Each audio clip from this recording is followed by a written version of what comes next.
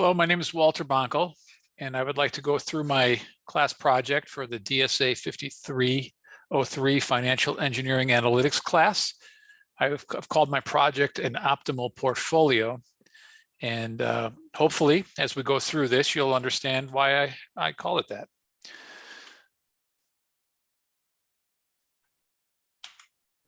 Okay, so I'll go through the objectives of what I'd hope to accomplish in this project, and we'll go through that. It's the first objective is to understand the processes used to build a sound investment portfolio.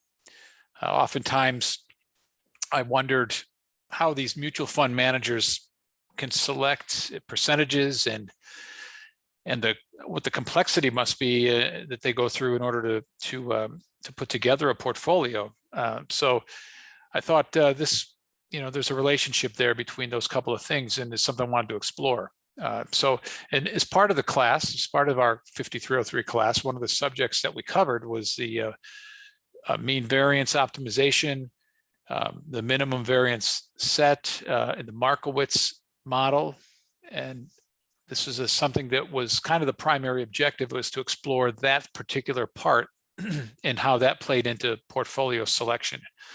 So we had to go through and pick the portfolios, we study the portfolios, we analyze the portfolios, which is one of the things we did here as one of the objectives, was to analyze portfolios and see what they kind of performance that they would attain. Also, understanding the importance of diversification in the creation of an optimal portfolio. What are the important factors that go into that? So project goals for this was really, one of them was, I really needed to do this, was to develop a software platform to analyze and select assets to create a performant portfolio.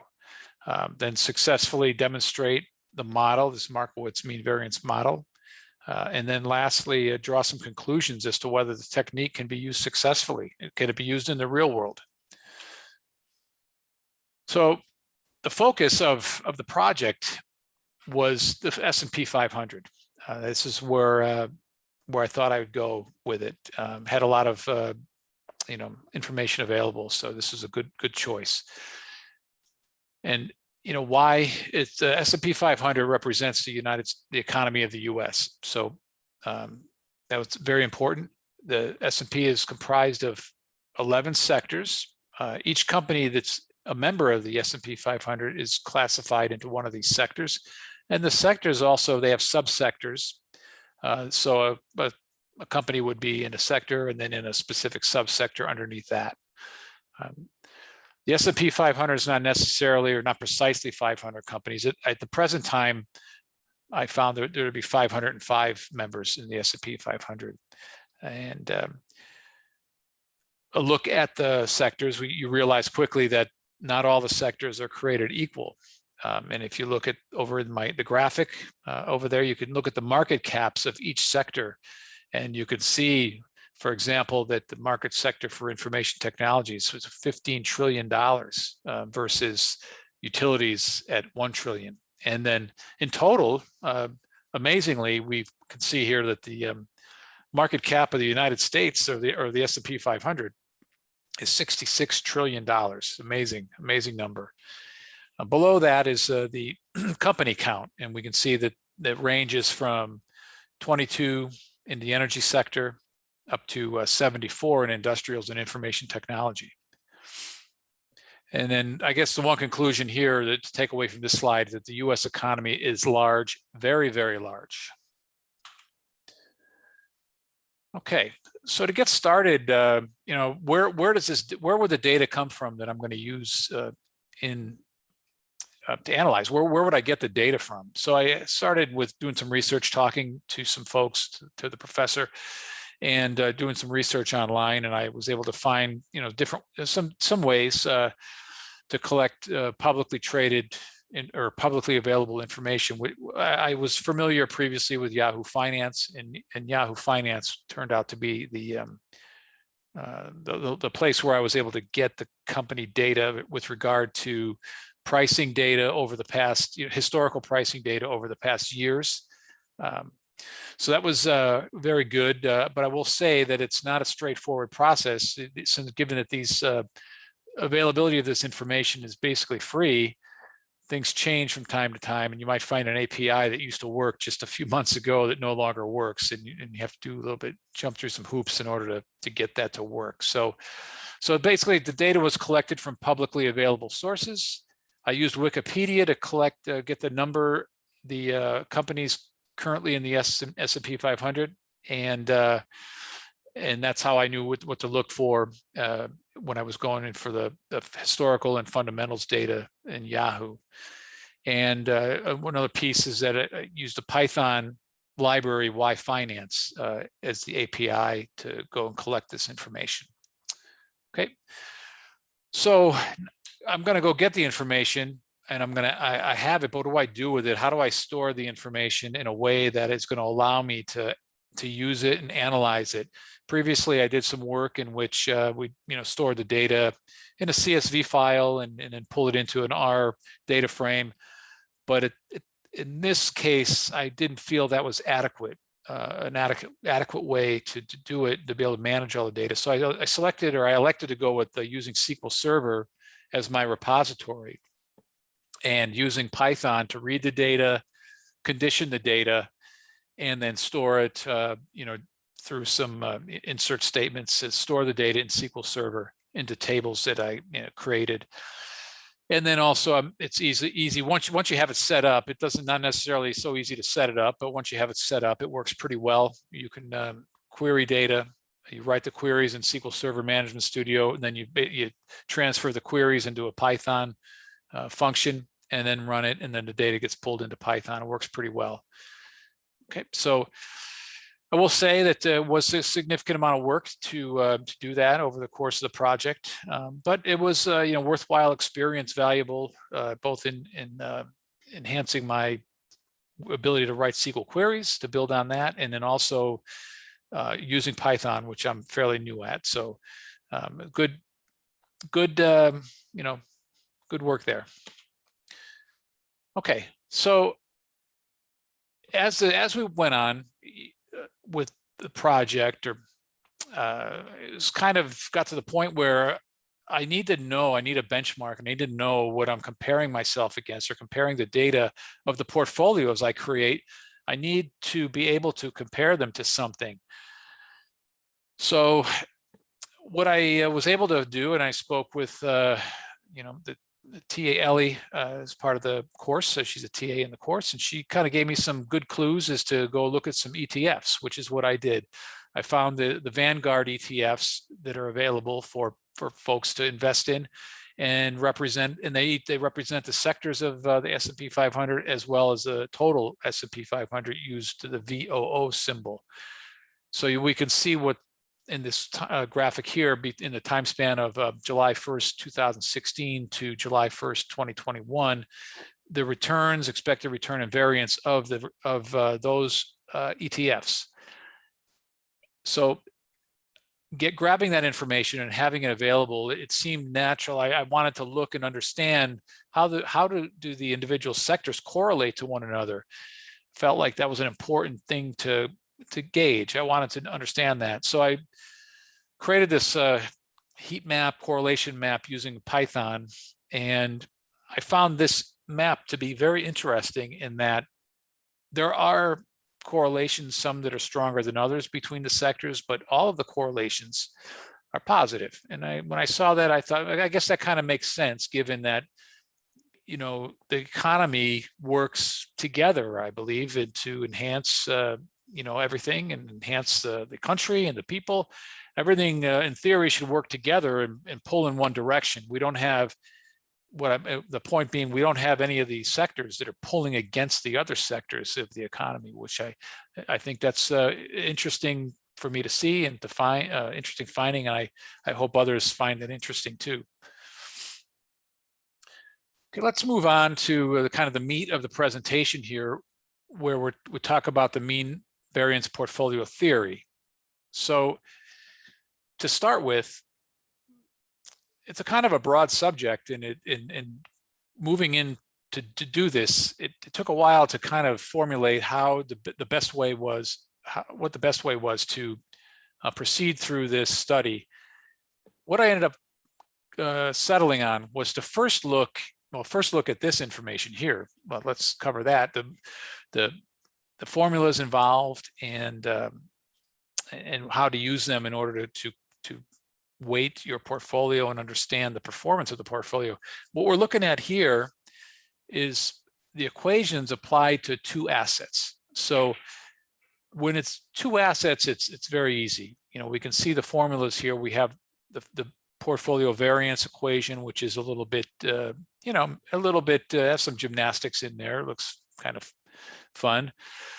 But when we solve for the asset weights for asset one and asset two, when we have a two asset portfolio, we really only have to solve for one weight, and then the other weight comes as a 1 minus. So we've got a simple equation for weight. The constraints simple, because two weights add up to 1, because all of the weights of the portfolio must add up to 1. And the portfolio return is a simple calculation of the weights times the return of each asset. So this is a good starting point for this. And now having this information, how do we apply it? So moving into the next slide, what I decided to do was to select a two asset portfolio.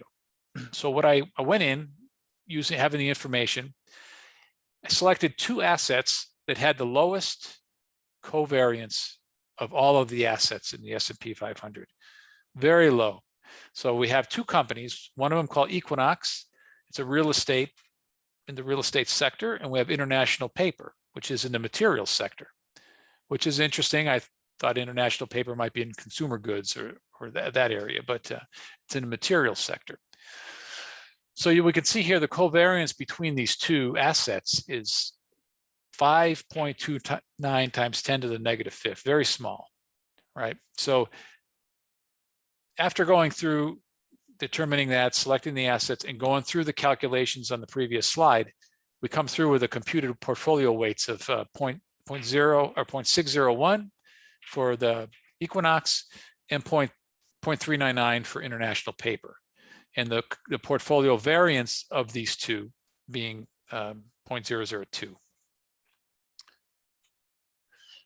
So those numbers there were computed manually. Now what I wanted to look at this using programming. What we are using R to create just a looping program that would loop through the weights and do the calculations for variance at each weight, and then save the minimum. And what we can see here is the two trends that were displayed or created using R, the R plot function. On the left, we have the weights versus the sigma, the standard deviation, and we can see where that weight ends up at 0.6, right? Which is right at where the calculations landed. On the right, we have the minimum variance plot, which is showing the return against the standard deviation of the portfolio. And here as well, these numbers match what was returned by the hand calculations. Now these here are showing standard deviation numbers. So if you were to take the square root of, get this right, this is the standard deviation. If we square this number here, this 0.0445 number, you'll find that it comes out to 0.002. So it matches the number that was calculated manually very close. The point above that would be called the Sharpe ratio, and that ratio is the point on the curve where the expected earnings minus the free rate, divided by the standard deviation is at a maximum. And so that's a good point actually to set your portfolio at, your portfolio weights. And then the third look at this two variance portfolio is using a quadratic solver that will be used later on in the subsequent portfolios of larger dimension than just two. Again, let me mention this here is that the time span of all of the work that we're doing here in this project is from July 1st, 2016 to July 1st, 2021. It's a 5-year span. And secondly, the reason for that is that the theory and the models, the Markowitz model, and this theory is it's a time used in a specific time, single time frame that it works with. So that's what it supports. And so we can't, it's not a sliding scale. We just pick a time range and we run the model at that time range. So in this case here, we can see what the solver came back with. And again, similar to the previous two calculations, we can see that the variance or the standard deviation on the left comes in very close, and the Sharpe ratio, which we hadn't looked at on the others, but this is something that was solved by the solver and information that I had available. So we have that here, and we can see where that lands, where that ends up with the Sharpe ratio. And we can also see in here about approximately what iteration of the work that it solved that in, which in this case it looks like it's about 75 or so. And then lastly, here's another curve representing a little bit better than the ones that were previously shown. This is a minimum variance set Sharpe ratio curve that has the points plotted on there as well, coming using the solver data to plot this here. And again, the numbers, the minimum variance, the return, and all this match what we had. So after going through this exercise of doing it by hand, doing it through that iteration, and then doing it with the solver and coming up with the same results on each, I felt pretty good about what was going on here. I felt really good about my usage of the solver. I hadn't done that before, so getting that to work and being confident that I was using it correctly and that it was working correctly was really important before moving on to a more substantial portfolio. So now we'll move on, and this is kind of where we ramp up into higher dimension portfolios or portfolios with more assets in it than just the two. And the mathematics shown here basically is showing the optimization, the minimization problem, subject to the two constraints that represent the Markowitz model. And we can see here that what the model is doing is minimizing the weights times the covariance between the two assets as it does that. And it's doing that subject to the returns of all of the weights. So the individual asset times the weight of that asset, the summation of all those will total the portfolio return or expected return. And then lastly, all of the weights, they must add up to 1, because you can't have more than 1 times the portfolio weights. So what I was trying to say earlier, I couldn't think of the wording, but the Markowitz model, or Markowitz, provides a foundation for single period investment theory. Those were the words that were escaping me earlier. So very important. So that's kind of why we go with the 5-year range, and we'll look at that and see how we can do. And again, this formulation is solved. We're going to solve it, and the last one was solved. The coming portfolios we'll discuss solved using the quad prog. Okay, so let's review some 3 higher dimensional portfolios. Okay, so portfolio 1. Now, I'm going to just take a little tangent here and say that initially when the project started, the idea was to implement maybe using support vector machines or some machine learning technique, a method to select the stocks that would be used to then look at with the Markowitz model and the mean variance optimization. However, as the project went along, it became clear that doing that was kind of out of the scope of what I was trying to achieve here in this project. And I could still achieve the objective of the project without necessarily picking the optimal stocks up front. But what I could do, and what I had available to me using the SQL Server, is the ability to query stocks, query assets based on different criteria. So which is what we've done here and what's done here. So portfolio one was, or is, the highest stock from each sector, the highest returning stock for each sector. So over the 5-year span, what's the highest returning stock in each of the sectors, as detailed here in the graphic. And so there's 11 stocks in this portfolio, and we'll take a look at them. So let's see, anything else. So again, the optimization that will happen on this is going to come back with us, and I guess I'll point out the weights here before we move forward. The weights of the weights that are shown here for what's like Enphase, Etsy, Generac Holdings, MSCI, Netflix, and NRG Energy. So in this case, we can see here that 6 of the 11 stocks that were presented to the modeler, the optimizer, the quad solver, the solver only came back and said, hey, I want use these 6 stocks and don't use the other 5, as we can see here. So, and this is common with all of the future portfolios. What I found is that that's how the solver came back with in its optimization.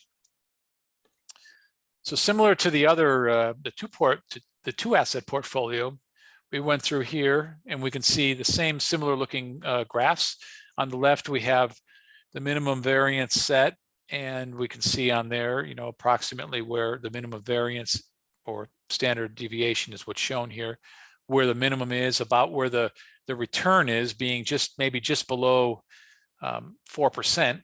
And now again, this is on a monthly basis, which is really, I mean, if you can get 4% a month on your investment, it's a pretty good investment.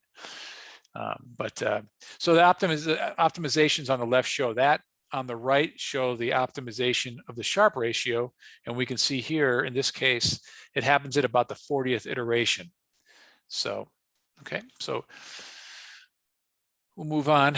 Okay, I like this here, this slide here, in that it shows with more detail the information that was in the left plot on the previous slide. What we're seeing here is that the minimum variance point is at that 0.0518 and 0.0278. So the 0.0518 is the standard deviation at the minimum variance point, and the return at that point is 0.0278, which is 2.78%, right? So that's at the minimum variance point. At the Sharpe ratio point, we've got a standard deviation of 0.0608 and a return of 3.8%. Now, for reference, above in yellow is the performance of the Vanguard ETF that encapsulates the entire S&P 500. For the same period, we can see how our little highest return per sector portfolio compares to the entire market. And we can see here that whether we went with the variance minimum variance level or the Sharpe portfolio, the maximum Sharpe ratio, we still exceeded the returns, right? The returns are only 1.3% per month. So very interesting and kind of exciting to see that. And the standard deviation in this case, we are a little bit, we're above, right? We're above the volatility of the entire market based on the 0.04379 from the ETF versus the standard deviations of this portfolio. Now, I would say that's to be expected, I would say, given that these stocks were selected solely based on the fact that they have the highest return in each of the sectors. with no regard to their volatility. Okay, portfolio 2 now, in contrast to the way we did portfolio 1, portfolio 2 is looking at the lowest volatility stocks per sector versus the highest return. So again, we have 11 stocks as we had in the previous, in portfolio 1, given that there's 11 sectors. And in this case, we can see, interestingly, that the solver only selected 3 of the 11 stocks. Now, we can see one of them is Microsoft at 74%, 7.741. And I will say that in the process of going through this project and doing the research, the Microsoft stock is a very high performing return and a very low variance as it's noticed by being on this stock. It's the lowest variance or lowest volatility stock in the information technology sector. Pretty wild in for the return you're getting on that stock of basically 2.9, almost 3% per month. Pretty good. So we have Microsoft, we have Procter & Gamble, and then we have Republic Services on these. So similar to portfolio 1, I'll go through kind of the same. I'm going to look at these each the same way. We've got, in this case, we could see the volatility of this group of 3. Over on the left, it's the standard deviation drops down to maybe 0.031. Looking at this, we'll see on the next slide what it really is. And we can see the Sharpe ratio, the optimum or maximum Sharpe ratio occurs at about the 80th iteration based on the curve here. So, okay, taking a look at the preferred plot for the minimum variance, we can see that the minimum variance, or the optimal point on the minimum variance plot, is a point at which the standard deviation, as mentioned, was about, we're looking at about 0.031. It's 0.0306, right? And a return at that point of 0.0136. Interesting, because now we went with a group of stocks that has low volatility, and if we remember what portfolio 1 looked like, this return here is probably half. It's 1.36% at that point. And if we come up on the come up on the curve, we'll see that at the Sharpe ratio, we have a slightly higher volatility, but we have more return too. It looks another 10%, I think, is what it looks like here, return. So when we compare that to the Vanguard, S&P, the Vanguard ETF, where we stand with that, we can see that where our variance, or our standard deviation, is below our volatility in this portfolio, whether we're at the Sharpe ratio point, the maximum Sharpe ratio point at 0.0378, or at the minimum variance point at 0.0306, this portfolio is less volatile than the entire sector, the entire S&P 500. So it's pretty fascinating. I mean, and if you were to buy these 3 stocks and you set your weights at those recommended by the model, you'll be doing all right. Okay, portfolio 3. Portfolio 3, what we did is we took the top 25 stocks as measured by the Sharpe ratio. I can move myself here.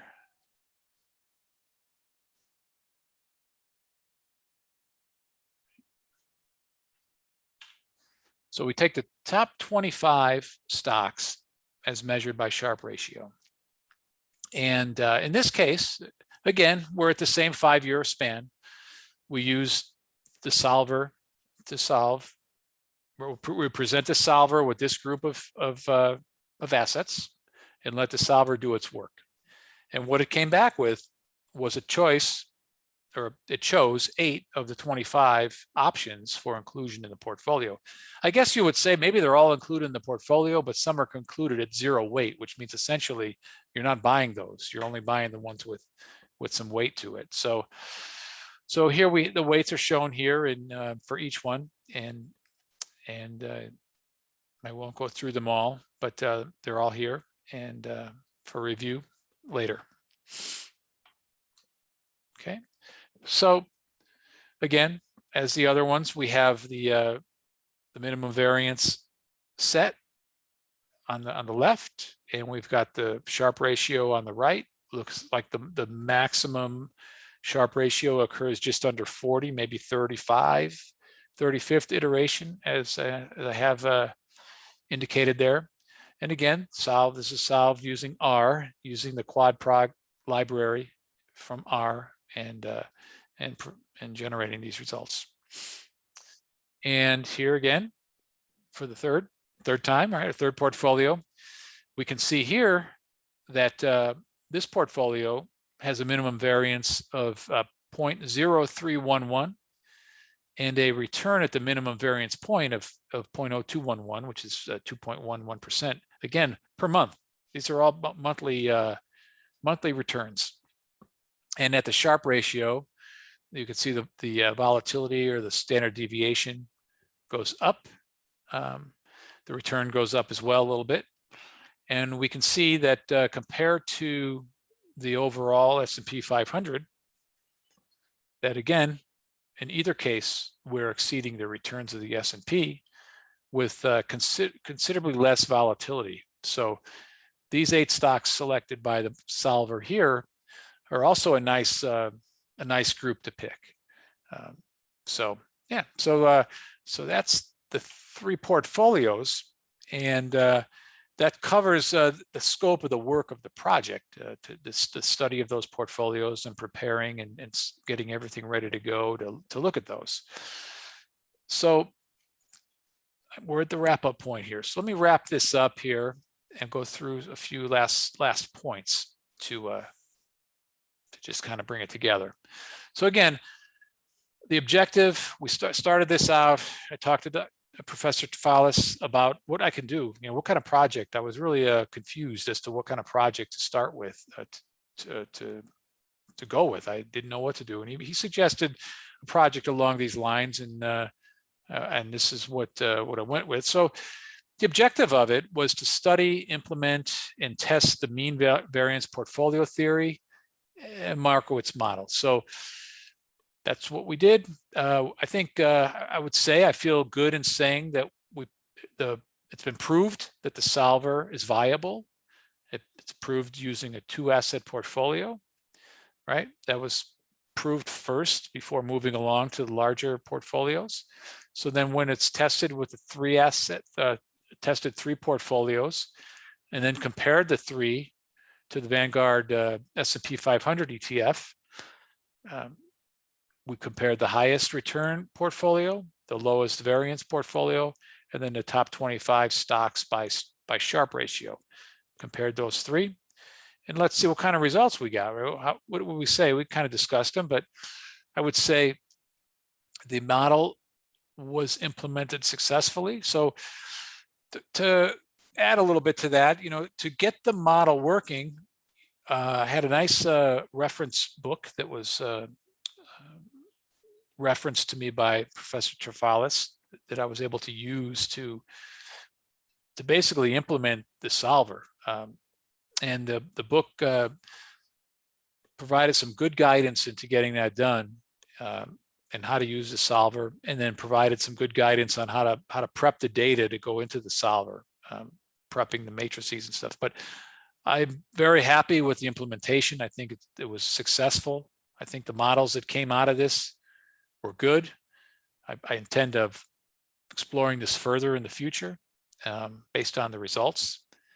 And what I could say, just to return back here off my tangent, that we have portfolios 2 and 3 that exceeded the S&P performance in both return and variance.